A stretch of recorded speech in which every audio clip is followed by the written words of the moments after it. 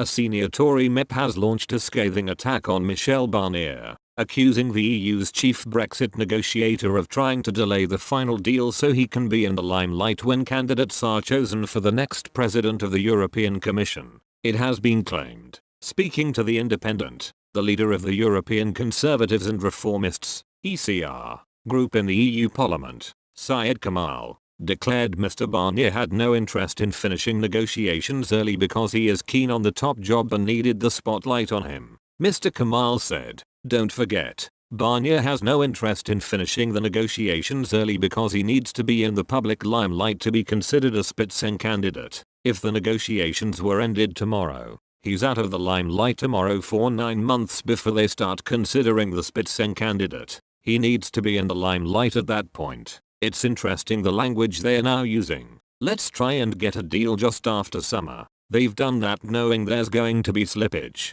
It's theatre. What they'll say is, oh, we're aiming for September, October. They'll say, really sorry Britain, you haven't done enough. We'll have to slip a bit maybe until December again." They're building that in. That theatre. Mr. Barnier has been touted as a potential candidate to lead the European Commission, which since 2014 has been chosen by the major parties nominating a lead candidate or Spitzenkandidat before the European Parliament elections. He is also a member of the European People's Party, EP, with the selection of its candidate set to be decided at a meeting in Helsinki later this year. That could see it coincide with a last-minute extension of the Brexit talks. But Mr. Barnier has previously said that his sole focus is on Brexit negotiations and would see them through to the end. One source told The Independent that the approach taken so far by the EU chief negotiator did not suggest he was trying to delay talks, adding, "It wasn't us who decided to hold a general election after triggering Article 50.